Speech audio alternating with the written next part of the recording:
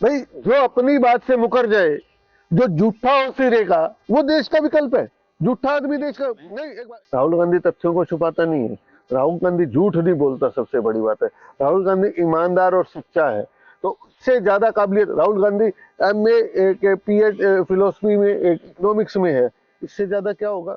लेकिन और 1 किलोमीटर में तो 250 करोड़ रुपए सोने की सड़क बना दी। क्या 11-11 लाख करोड़ रुपए का बजट इन्होंने सड़कों पे रखा है, इंफ्रास्ट्रक्चर पे। फिर भी हर जगह टोल वसूला जा रहा है। तेरह से ही कहेंगे कि वो राहुल गांधी को फोकस बनाए हुए है कि वो पप्पू है, जाना है। जब राहुल गांधी के पास काबिलियत ही नहीं है तो उसके पीछे पूरा तंत्र 2012-13 से लगाया हुआ है, पप्पू साबित करने में लगे हुए हैं। जनता आज भी राहुल गांधी को चाह रही है।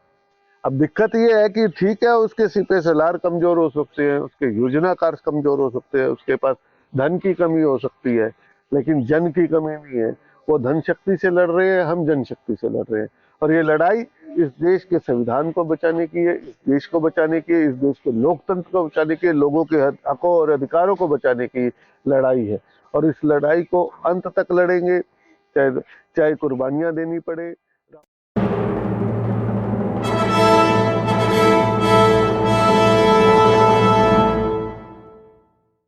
सभी को नमस्कार, राम राम। मैं कुलदीप खंडेलवाल, दावी सुप्रीम न्यूज और हरियाणा न्यूज। धीरज गाबा जी है और राजनीति के बारे में अच्छी परख रखते हैं। तो धीरज गाबा जी, स्वागत है अपना। पहले तो धन्यवाद, धन्यवाद। धीरज जी, देश की राजनीति की बात करें तो राहुल गांधी को नरेंद्र मोदी का विकल्प के तौर पर नहीं देखा जा रहा है। अधिकतर जो लोगों के अंदर बातचीत होती है कि नरेंद्र मोदी का अभी तक कोई विकल्प नहीं बन पाया है। तो आप इसे कैसे देखते हैं? हाँ, धन्यवाद। बहुत अच्छा मुद्दा उठाया है कि बार बार एक सवाल आ रहा है, बीज भाजपा के लोग उठाते जाकर कि मोदी का कोई विकल्प नहीं, विकल्पहीन है। हम वोट दे तो ताकि लोगों का वोट मोदी को दिलवाएगा। मैं ये पूछना चाहता हूं उनसे, क्या मोदी विकल्प है? क्या मोदी मोदी विकल्प है इस देश के? मानते हैं ना? अब वो माने, कोई बात नहीं। हम ये कह रहे हैं कि मोदी विकल्प ही नहीं है। इस देश की राजनीति, इतना बड़ा देश जहां पर सैकड़ों भाषाएं बोली जाती है, जहां पर पहाड़ हिमालय से लेके समुद्र तक है, रेगिस्तान से, मतलब इस तरह का विभिन्नता से भरा देश, और जहां पर तमाम तरह के लोग हैं, तमाम जातियों के लोग हैं, तमाम धर्मों के लोग हैं, तमाम गिनती के लोग हैं, उसका विकल्प मोदी कैसे हो सकता है? लेकिन वो तो जो मोदी एक हिंदू राष्ट्र की बात करते हैं, जो मोदी इस देश के संविधान को तोड़ने की बात करता है, जो मोदी बहुलतावाद को स्वीकारता नहीं है ना, तो वो मोदी इस देश का विकल्प हो ही नहीं सकता। मैं कह रहा हूँ कि विकल्प ही नहीं है देश। आप कह रहे हैं ना विकल्प नहीं है मोदी के अलावा। 140 करोड़ की आबादी है इस देश की, दुनिया में सबसे ज्यादा आबादी है। किसी बच्चे को भी बनाओगे ना, अगर अगर हम ये कहते हैं, सुन लीजिए पूरी बात सुन लीजिए। अगर हम कहते हैं किसी को कि इस देश के पास विकल्प नहीं है, 140 करोड़ लोगों के पास विकल्प नहीं है, तो हम इस देश का अपमान करते हैं, इस देश की 140 करोड़ जनता का अपमान करते हैं, और भारत माता का अपमान करते हैं। क्या भारत माता के पास कोई सपूत ही नहीं है कि 140 विकल्प हो सके? क्या इस देश का विकल्प इस देश में दंगे कराने वाला चाहिए? इस देश का विकल्प इस देश के अंदर बेरोजगारी पैदा करने वाला चाहिए? इस देश का विकल्प उसका विकल्प ही नहीं है कि जो एक ही आदमी को सब कुछ दे दे और बाकी जनता को भूखा मरते। आज 80 करोड़, आज 80 करोड़, आज 80 करोड़। 2014 2019 में हिंदू सम्राट था वो, और विकास के नाम पे राष्ट्र का सपूत था वो। तो 2014-19 में विकल्प के तौर पर मोदी को तो ये प्रोजेक्ट कर रहा था पूरा देश। कहां पर प्रोजेक्ट कर रहा था? भाजपा प्रोजेक्ट कर रही थी। कांग्रेस के खिलाफ जनता में गुस्सा था अन्ना आंदोलन को लेकर, और विकल्प बन के भाजपा आ गई। क्या मोदी, क्या आप एक बात बताइए मुझे, आप एक बात बताइए मुझे, 2000 में जब मोदी मुख्यमंत्री बना, गुजरात के पास विकल्प नहीं था? कौन जानता था? हरियाणा के प्रभारी थे, उठाकर मुख्यमंत्री बना दिया क्या आडवाणी जी ने, और वो विकल्प बन गया। क्या आज इस देश में क्या प्रतिभा की कमी है? क्या इस देश के प्रधानमंत्री बनने में के लिए, इस देश के प्रधानमंत्री के लिए मोदी से, जिस बंदे ने बेरोजगारी पैदा की, जिस बंदे ने महंगाई पैदा की, जिस बंदे ने इस देश में तनाव पैदा किया, जिस बंदे की वजह से इस संविधान को खतरा है, तो आज वो कह रहे कि वही विकल्प है और दूसरा विकल्प नहीं हो सकता। धीरज, उन्हें ना विकास चाहिए ना रोजगार चाहिए, उन्हें हिंदू राष्ट्र चाहिए, अखंड भारत चाहिए। तो कैसे आप बात करेंगे उसको लेकर के? अरे भाई, हिंदू का मतलब क्या है मुझे ये बताइए ना। हिंदू राष्ट्र तो तब होगा जब हिंदू का मतलब पता होगा। हिंदू क्या है? हिंदू एक धर्म है। हिंदू तो एक सनातन धर्म की उस तरह से व्याख्या किया जाता है कि हमारी प्राचीन वो रहा है। क्या रहा है प्राचीन? हिंदू तो हमारा धर्म रहा है। हमारे देश की पहचान क्या थी? पूरी दुनिया में किस नाम से क्या पहचान है हमारे देश की? हमारी वैसे तो पहचान धर्मनिरपेक्षता की है कि हम सब। नहीं नहीं, पहचान क्या है? किसके नाम से देश पूरी दुनिया में देश जाना जाता है? धर्मनिरपेक्ष के नाम से। नहीं नहीं, इस देश में अगर पूरी दुनिया इस देश को देखती है तो वो देखती है महात्मा बुद्ध यहाँ पैदा हुए थे। महात्मा बुद्ध अपने लेकिन आप महात्मा बुद्ध की तो बात ही सुनिए सुनिए सुनिए ना। अगर पूरी दुनिया देखती है इस देश को तो महात्मा गांधी को देखती है। यहाँ तो मोदी जी गालियां निकालते, बाहर जाके दंडवत होते हैं। अगर पूरी दुनिया अगर इस देश को देखती है तो बाबा गुरु नानक देव के लंगरों को देखती है। क्या मोदी इन तीनों का विकल्प है? लेकिन गुरु नानक देव को देखिए, वो भी तो कहीं ना कहीं एक उसने जिस प्रकार से प्रोपगंडा चलाया हुआ है कट्टरवाद की तरफ की, वो अपनी सिक्की को देख रहे हैं। बाबा नानक ने कब कहा था कट्टरवाद की सिक्की को देख रहे हैं? बाबा नानक तो मर्दाना के साथ है। वह मक्का में जाकर वो कह रहे थे कि जहां पैर करूं वहीं काबा है। भाई, बाबा नानक का कॉन्सेप्ट क्या था? बाबा नानक का कॉन्सेप्ट था सर्वदा भला। हिंदू धर्म में भी, हिंदू धर्म नहीं है, सनातन धर्म कह लीजिए, वैदिक धर्म कह लीजिए, उसके अंदर क्या है? सर्वे भवन्तु सुखिनः, सर्वे सन्तु निरामया, सर्वे भद्राणि पश्यन्तु मा पश्यन्तु दुर्भाग भय। अरे सबका भला। एक मिनट। सनातन और हिंदू की डेफिनेशन अलग है या एक है, ये बताइए। बिल्कुल अलग है। हिंदू धर्म दो कॉन्सेप्ट है हिंदू धर्म के। हिंदू जो है, या तो सिंधु नदी के इस तरफ के जो लोग हैं उनको हिंदू कहा जाता है। उसमें कोई भी हो, चाहे बौद्ध हो, चाहे सिख हो, चाहे ईसाई हो, चाहे मुस्लिम हो। और सनातन धर्म जो वैदिक परंपरा पर आधारित है, जो पुराणों पर आधारित है, शास्त्रों पर आधारित है, वो परंपरा है। वो पैरेलल चलती रही है। उस परंपरा भारत में चलती रही है। उसके खिलाफ बौद्ध हुए, उसके खिलाफ जैन हुए, उसके खिलाफ आर्य समाज हुआ, उसके खिलाफ नानक हुआ। तो दोनों चीजें बराबर चली है। उस वक्त के खिलाफ चारवाक भी हुए। इस देश की परंपरा वाद विवाद संवाद से चलती है। लेकिन यहाँ संवादहीनता को आप विकल्प मानते हैं। मोदी किसके कहाँ संवाद करा रहे हैं? इस देश में वाद भी होना चाहिए, विवाद भी होना चाहिए, संवाद भी होना चाहिए। संसद में क्या है? 140 सांसदों को सवाल पूछने पर उन्होंने क्या नाम है सस्पेंड कर दिया। इस देश में तानाशाह इस देश का विकल्प हो सकता है? इस देश का विकल्प कभी भी तानाशाह नहीं रहा, कभी भी। मुगलों के समय भी नहीं रहा, उससे पहले अंग्रेजों के समय भी लड़ाइयां लड़ते रहे देश लोकतंत्र के लिए। और जब राजतंत्र था, जब यहाँ हिंदू धर्म प्रतिष्ठा थी, चोल वंश था, गुप्त वंश था या मौर्य वंश था, तब भी यहाँ पर सुनी जाती थी मंत्रिमंडल की। आज तो किसी मंत्री की औकात ही नहीं है। कभी देख लो राजनाथ सिंह आगे बोल ले, मोदी के आगे औकात ही नहीं है मंत्रिमंडल की। मेरा सवाल इसलिए और आज का विषय इसलिए रखा है क्योंकि जब हम गांव देहात में बात करते हैं, वो लोग नरेंद्र मोदी को लाइक नहीं करते हैं कि नरेंद्र मोदी ने देश का बट्ठा गोड़ कर दिया, हरियाणा में ये बात करते हैं। लेकिन जब जैसे ही बात आती है कि आप ठीक है नरेंद्र मोदी को आप छोड़िए, आप दूसरा विकल्प देखिए, फिर वो कहते हैं कि इस देश में विकल्प है नहीं है। फिर सवाल आता है कि राहुल गांधी विकल्प है तो है कि राहुल गांधी ने पहले चाहे कोविड को लेकर की है, तमाम चीजों के ऊपर उन्होंने अपनी पहले भविष्यवाणी की है, चाइना को लेकर के है। अभी जो सब सुप्रीम कोर्ट ने भी अभी जो आदेश आया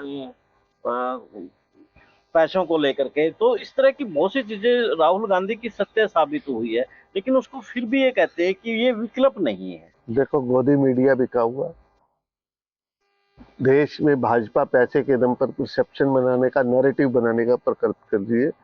मैं कह रहा हूं कि राहुल गांधी विकल्प नहीं है। मान ली बात, एक बार मान ली, मैं एक बार मान ली। भाई 140 करोड़ में और लोग भी तो होंगे।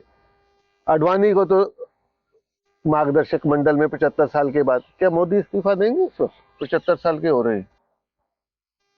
भाई, जो अपनी बात से मुकर जाए, जो झूठा हो सिरे का, वो देश का विकल्प है। झूठा आदमी देश का नहीं। एक बात बताइए, जनता की बात नहीं, उसी जनता को 140 करोड़ में उन्हें अपना विकल्प क्यों नहीं नजर आ रहा? जनता को एक पढ़ाया गया पाठ तोते की तरह लेकिन आजकल तो पढ़ी लिखी अपने आप को जनता कहती तो है। वो हम अपोज कर रहे हैं ना। आप एक बात सुनिए, इस देश में 15% मुस्लिम आबादी है माइनॉरिटी की, उनसे पूछ लीजिए मोदी विकल्प है क्या, मना करेंगे। सिख आबादी है 2%, उनसे पूछ लीजिए मोदी विकल्प है क्या, मना करेंगे। गिनते जाइए। यहाँ पर 27% SC और आदिवासी हैं, 27 से 28%, उनसे पूछ लीजिए मोदी विकल्प है क्या, नहीं। आप उनसे पूछ लीजिए, आप यहाँ पर किसानों से पूछ लीजिए हरियाणा के इनके मोदी विकल्प है क्या, मना करेंगे। यहाँ के मजदूरों से पूछ लीजिए मोदी विकल्प है क्या, मना करेंगे। यहाँ ईसाइयों से पूछ लीजिए मोदी विकल्प है क्या, मना करेंगे। तो कौन लोग, लेकिन बहुसंख्यक लोग जो बहुजन है वो तो मोदी के खिलाफ है ना। अगली बात में जब राहुल गांधी के को लेकर के बात आती है तो वो विकल्प भी तो नहीं मानते हैं ना। आपकी आपने कितने लोगों से पूछा राहुल गांधी विकल्प। कांग्रेस पार्टी भी उस चीज को उठा नहीं पा रही है, लोगों के बीच में लेके नहीं जा पा रही है कि राहुल गांधी हमारा नेता है और राहुल गांधी के पास नरेंद्र मोदी से ज्यादा काबिलियत है। देखिए ये तो सच्चाई है, ना तो राहुल गांधी झूठ बोलता झूठा, ना कोई वो प्रोपेगेंडा करता, सादगी से रहता है, ना ही ड्रामे का करोड़ों रुपए के सूट डालता, वो ना ही रोज सूट बदलता, वो 1-1 करोड़ के सूट डालने, 10-10 लाख के सूट डालने वाला है। ना ही राहुल गांधी कहीं लंबी लंबी छोड़ता, ना ही वो उसका क्या नाम है, नॉलेज के बारे में देखे तो इकोनॉमिस्ट है, वो अर्थशास्त्र का ज्ञानी है। ना ही ये ऐसे कहता कि रेडार बादल आए थे, रेडार में नहीं छुपे जहाज, अपने ही जहाज को गिरा देने का श्रेय लेता। करगिल, ये पुलवामा के बाद क्या हुआ था, भारत की आर्मी ने अपना ही हेलीकॉप्टर गिरा दिया था। तो बात यही है, सिर्फ बात इसी बात की है कि चीजों को, तथ्यों को छुपाया जा रहा है। राहुल गांधी तथ्यों को छुपाता नहीं है, राहुल गांधी झूठ नहीं बोलता, सबसे बड़ी बात है। राहुल गांधी ईमानदार और सच्चा है। तो इससे ज्यादा काबिलियत Rahul Gandhi MA PhD philosophy में, इकोनॉमिक्स में है, इससे ज्यादा क्या होगा। लेकिन उसकी डिग्री पे भी तो ये सवाल उठाते हैं कि डिग्री जो खुद फर्जी हो, फर्जी डिग्री ले रहा हो, तो वो राहुल गांधी पे सवाल उठाएगा क्या। चोर चोरी दूसरे पे सवाल उठाएगा, चोरी करे। झूठा आदमी सवाल उठाएगा कि ये सच बोल रहा है कि नहीं है। यार कमाल कर रहे हो, ये उल्टी गंगा कब से बहने लगी। जिस आदमी, यार एक बात बताओ, राफेल में घोटाला, 18 करोड़ 12 करोड़ की पर किलोमीटर सड़क, एक बार सुन लीजिए, एक बार सुनिए सुनिए सुनिए, तो क्लीन चिट दे दी ना। कोई क्लीन चिट नहीं दी है। सुप्रीम कोर्ट ने कैग की रिपोर्ट, उन्होंने कहा कि इस रिपोर्ट पे आधारित जो इल्जाम लगाए जा रहे हैं उसकी वेरिफिकेशन के लिए कहा है। केस क्या डला है पहले उसके बारे में पूछिए। दूसरी बात, कैग ने रिपोर्ट दी कि 12 करोड़ वाली पर किलोमीटर की जो हाईवे 18 करोड़ में बना, और 1 किलोमीटर में तो 250 करोड़ रुपए सोने की सड़क बना दी। क्या 11-11 लाख करोड़ रुपए का बजट इन्होंने सड़कों पे रखा है, इंफ्रास्ट्रक्चर पे। फिर भी हर जगह टोल वसूला जा रहा है। ये जजिया टैक्स किसने लगाने के लिए कहा था। ये जजिया वसूला जा रहा है हमारे लोगों से। टैक्स का पैसे से तो सड़कें बनती है, फिर उस पर टोल वसूला जाता है। आज एक बात आइए, एक भी सड़क विदाउट टोल हो। आज आप ये कह रहे कि ये इंफ्रास्ट्रक्चर पे खर्च किया, इन्होंने कहा झूठ और बोल रहे, कितने एम्स बनाए, 22 एम्स से 2014 में, अब कह रहे हमने 37 कर दिए। मेरे को बताओ ना कौन सा एम्स खुला है, उससे पहले चालू एम्स दिख जाएंगे आपको। भाई रेलवे स्टेशन की बात कर रहे हैं, जितने रेलवे स्टेशन मनमोहन सिंह की सरकार में बने, उसके बाद कौन सा बना। ट्रेन एक बार सुनिए ना, कौन सा स्टेशन बना। कटरा का स्टेशन बन चुका था जब मनमोहन सिंह गए। मनमोहन सिंह प्रधानमंत्री पहले होते ही कटरा का रेलवे स्टेशन का उद्घाटन किया। बनाया किसने, कांग्रेस ने। जो अटल टनल का दाम है, बनवाई किसने, कांग्रेस ने। उद्घाटन करने ये पहुंच जाते हैं। अभी तक कांग्रेस के 10 साल के जो प्रोजेक्ट चल रहे थे उनके फीते काटने पे लगे हुए हैं। भोपाल में ड्रामा किया मेट्रो का, एक मेट्रो का डब्बा खड़ा करके छोड़ दिया। अभी तक भोपाल वालों से पूछो ना मेट्रो चली है कि नहीं चली। अरे ये इस झूठ से तो बढ़िया। अब आप वंदे भारत की बात कर रहे हैं। वंदे भारत ट्रेनें चला दी, हाई स्पीड ट्रेनें, मान लिए बात, इनकी बात ठीक है। पहले शताब्दी चलती थी कि नहीं चलती थी हर जगह। हमारे टवाना में देख लो, 2 शताब्दियां चलती थी, दोनों बंद है। यहाँ कौन सी वंदे भारत चल रही है। सारी पैसेंजर गाड़ियां बंद कर दी इन्होंने। और जनता की जो इकोनॉमिक जितनी भी गाड़ियां थी, आधी से ज्यादा तो ट्रेनें बंद कर दी। आप बताइए इन्होंने क्या विकास किया है। इस पे एक महत्वपूर्ण सवाल निकल कर आता है। जिस प्रकार से हम देख रहे हैं कि ट्रेनें बंद किया जा रही है और वंदे मातरम जैसी ट्रेनों को वंदे मातरम, वंदे भारत। वंदे भारत सॉरी, तो जो पैसेंजर है उनको बंद किया जा रहा है। हालांकि जो गरीब तबका है वो पैसेंजर में ही जा सकता था, लेकिन वो लोग फिर भी भाजपा के खेल में कैसे फंसा हुआ है। इनकी जो चीजें देश के अंदर बनने लग रही है वो ज्यादातर अमीर लोगों के लिए बन रही है, गरीब लोगों की चीजें तो बंद की जा रही हैं, फिर भी भाजपा की तरफ क्यों आकर्षण है लोगों का? मुझे तो नहीं लगता कहीं आकर्षण है, कहीं ना कहीं ईवीएम का भी खेल हो सकता है, कहीं ना कहीं कांग्रेस 400 की। सीटों का कह हाँ, रहे हैं ना। कहीं कैसे कह रहे हैं, क्यों कह रहे हैं भाई? कहीं ना कहीं कांग्रेस के कमजोर संगठन की वजह से, विपक्ष के स्ट्रॉन्ग की वजह से, कहीं ना कहीं ईडी के खेल की वजह से, कहीं ना कहीं सीबीआई के खेल, जो तोता छोड़े जाते हैं, बड़े बड़े नेता नीतीश जी पलट जाते हैं 2-2 मिनट बाद, कहीं ना कहीं निजी स्वार्थ नेताओं के, ये नेता नहीं है, ये तो दलाल बन चुके हैं जनता के, अपनी सीट जीत जाते हैं और फिर बाद में बीजेपी में चले जाते हैं। ये सिर्फ सत्ता के दलाल है। कहीं ना कहीं इन सत्ता के दलालों को हमने नेता मान लिया और उन सत्ता के दलालों ने इस देश की जो आस्था थी, इस देश का जो संविधान था, इस देश की विचारधारा थी, उसको गिरवी रख दिया और उसके गिरवी करके यानी भारत माता को गिरवी रख दिया। जनता की आम भावना को, जनता को ये समझ ही नहीं आ रहा कि कौन नेता है, कौन अभिनेता है, कौन दलाल है।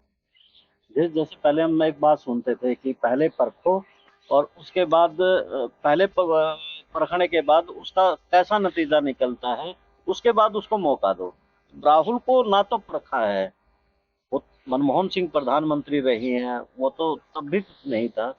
तो कहने का मतलब है कि लोग उसको पहले क्यों उस तरह से देख रहे हैं कि ये देश को नहीं चला सकता है। देखिए, अगर वो पहले बना होता, देखिए कमजोर रहता तो कैसे देखिए, गांधी परिवार से हमेशा से भाजपा डरती रही। गांधी परिवार ना हो तो कांग्रेस लगभग समाप्ति की ओर है। आपने देख लिया, कई नेताओं को देख लिया, बड़े बड़े नेता बीजेपी ज्वाइन करके। जो वैचारिकता है वो सिर्फ गांधी परिवार में है। इस देश को समाजवाद की विचारधारा, इस देश को धर्मनिरपेक्षता की विचारधारा, इस देश को संविधान की जो प्रस्तावना पे सामाजिक न्याय की विचारधारा पे तो गांधी परिवार ही ला सकता है। और इसीलिए गांधी परिवार से नफरत फैलाना, उनके खिलाफ नफरत पैदा करना, उनको कमजोर करेंगे तभी वो उनकी सत्ता बनी रहेगी, सिर्फ और कोई कारण नहीं है। आज महात्मा गांधी के खिलाफ बड़ा दुष्प्रचार इन्होंने किया ताकि वो विचारधारा जो आम जनता को, गरीब को, मजदूर को, किसान को, दलित को, आदिवासी को, पिछड़े को, माइनॉरिटी को न्याय की बात करती है, वो विचारधारा खत्म हो सके। उस विचारधारा को कमजोर करने के लिए इन्होंने गांधी को कमजोर किया, इन्होंने अंबेडकर को कमजोर किया, इन्होंने अब राहुल गांधी को कमजोर करने पे लगे। जैसे विचारधारा की बात कर रहे हैं, गांधी परिवार से डर की बात कर रहे हैं, 2014-13 से ही कहेंगे कि वो राहुल गांधी को फोकस बनाए हुए है कि वो पप्पू है, शहजादा है। जब राहुल गांधी के पास काबिलियत ही नहीं है तो उसके पीछे पूरा तंत्र 2012-13 से लगाया हुआ है, उसको पप्पू साबित करने में लगे हुए हैं। आज 2024 लग गया है, तो कहीं ना कहीं यानी कि से डर तो है जो आप कह रहे हैं। तो इस डर की वजह से क्या नरेंद्र मोदी उसको हर दिन हर पल उसको ट्रोल करवाते हैं? डर की वजह से है ना। एक बात बताइए, राहुल गांधी के पिताजी शहादत दी होगी, बलिदान दिया होगा, 3 बार हमले हुए, उसकी वजह देश के लिए दिया होगा। उनके दादी शहादत दी होगी, उनके नाना। जब इतनी लेगेसी उसका नाना जेल में, उनकी नानी जेल में डेथ हुई, जब उनकी दादी जेल में पैदा हुई, है ना, उनके पिताजी जेल में थे फ्रीडम फाइटिंग में, राजीव गांधी के पिताजी, सॉरी, है ना, और राजीव गांधी के पिताजी यानी फिरोज गांधी वो फ्रीडम फाइटर थे, और उसका राजीव गांधी जी देश के प्रधानमंत्री थे। इतनी बड़ी लीगेसी, इतना बलिदान देश के लिए। नेहरू जी ने तो 120 करोड़ रुपए देश की आजादी के लिए, अपनी सारी संपत्ति देश की आजादी की लड़ाई के लिए लगा दी थी। तो ऐसा बलिदान देने वाला परिवार, उसके खिलाफ, उसको इस देश के जनमानस के मन से कैसे निकाले? तो कुछ ना कुछ तो अफवाहें फैलाएंगे ना।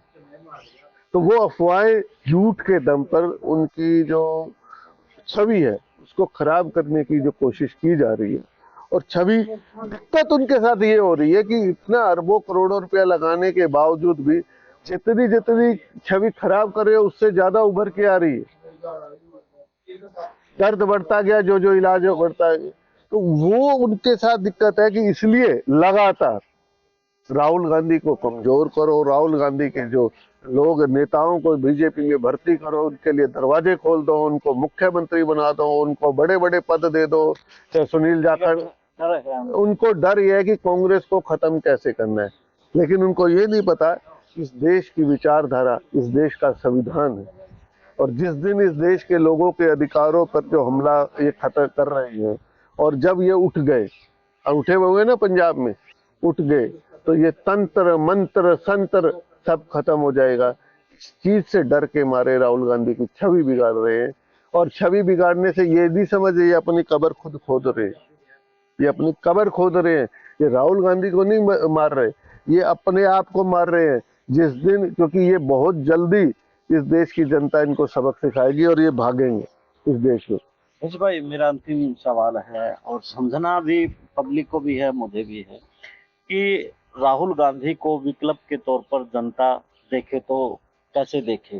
दूसरा, नरेंद्र मोदी को लेकर के जैसे कहते हैं कि हमें सिर्फ एक यही विकल्प नजर आता है, तो इस नैरेटिव को कैसे तोड़ा जा सकता है?